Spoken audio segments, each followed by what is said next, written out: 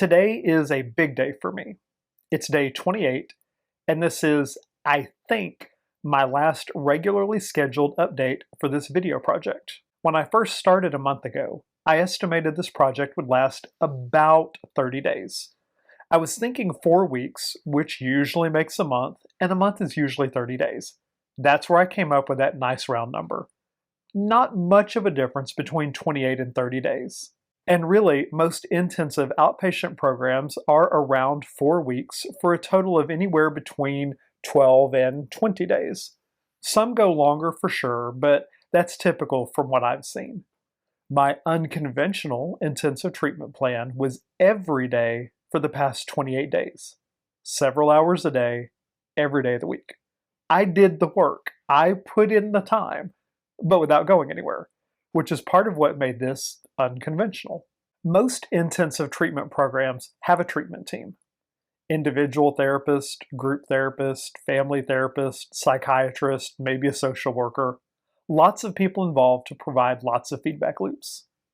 I created my own treatment team of sorts that included a lot of feedback loops.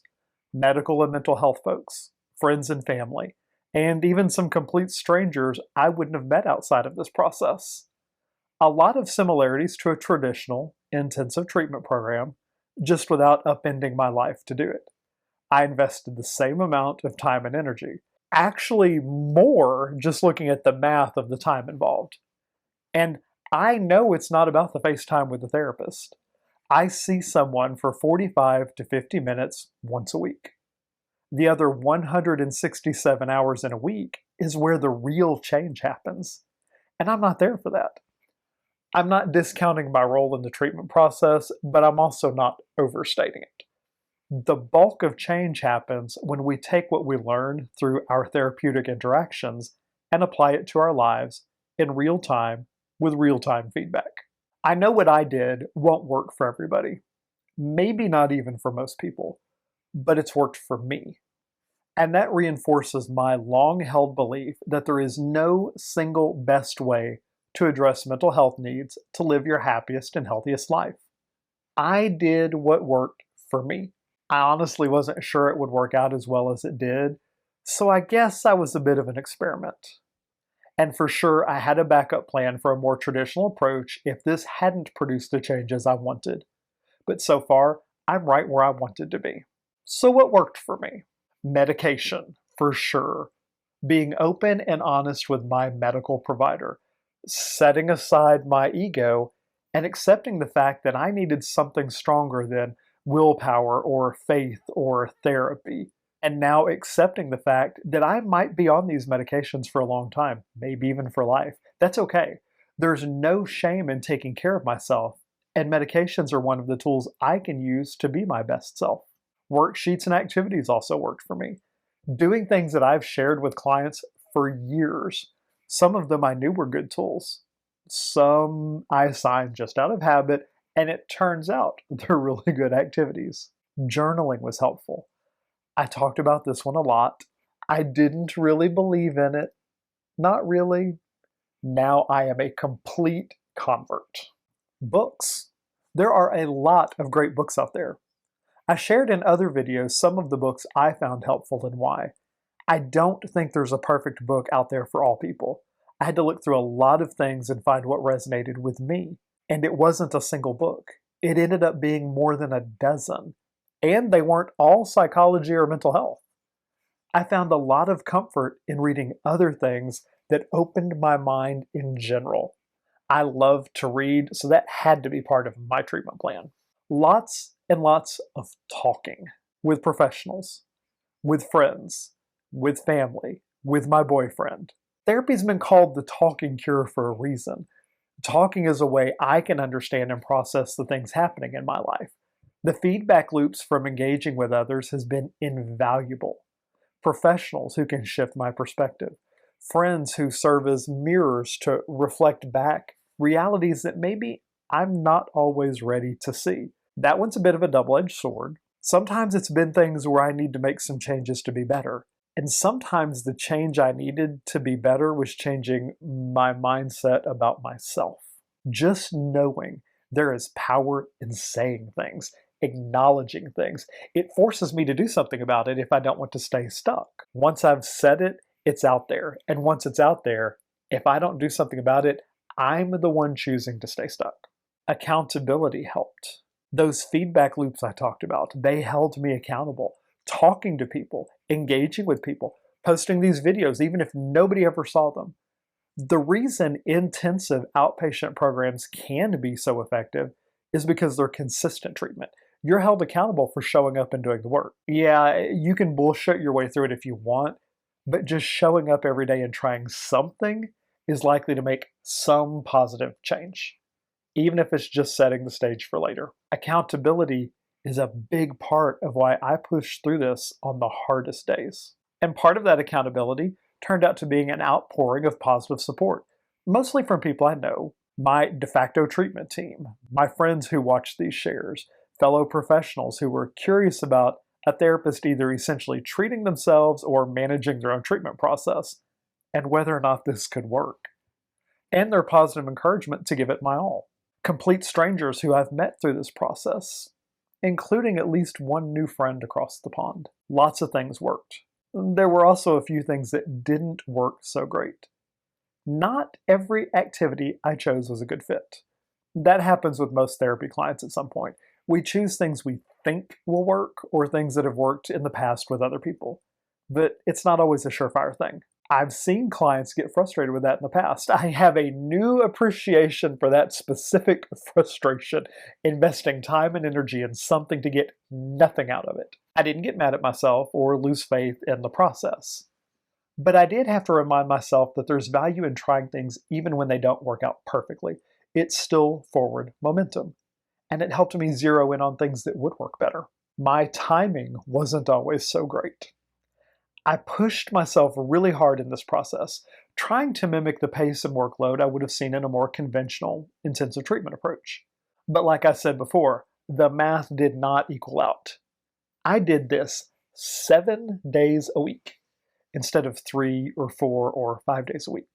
On the one hand, that was great because it really pushed me forward. On the other hand, it was sometimes fucking exhausting. And sometimes I did things before I was really ready. Part of that was the accelerated pacing, and part of it was because I didn't always pick the right activities for the right time frame. Maybe, just maybe, if I'd let somebody else be in charge of the master plan, they might have better predicted some of these things. I don't know. Maybe, maybe not. I'm glad I was able to recognize when I pushed too hard and pull back without punishing myself or giving up. Another thing that wasn't always so great was some negative feedback. I shared mostly positive feedback because there was a lot of it. Mostly from friends and colleagues who texted messages of support and encouragement. And some from strangers who were just abundantly kind, and that was lovely. What wasn't lovely was some of the more negative messaging. Things like being fired by clients who didn't want to know this much about me or know that I'm not perfect. Professionals who weren't thrilled that I was pulling back the therapy curtain and revealing how we work, and my real thoughts about how we as a profession sometimes fail the people we're trusted to care for and protect. I think mostly they didn't like the fact that I was encouraging people to customize their treatment for their needs, to take control, to push back against all the traditional and sometimes really outdated notions about mental health treatment and mental health professionals. All those things that worked and didn't work left me with a few succinct takeaways. First, I am worthy of love and respect. I am worthy of being valued in lots of ways. I'm worthy of taking care of myself in whatever ways I need to. I'm worthy of taking up space on this planet in ways that are genuine to me. I'm just fucking worthy. Second, some people just aren't ready to see me as a real person. Clients, some of my family, some friends, some professionals, and I can't be bothered to care about that nonsense anymore. I am allowed to be as real as anybody else. Third, turns out some people aren't ready for my boundaries, and that's not about me. If my boundary turns out to be a trigger for you, do something about it, work on it, address it, have boundaries of your own. My boundaries are there for my self-care and my self-preservation. I'll be revisiting them as needed to make sure they're healthy boundaries, and as long as they're healthy, they stay in place, unapologetically.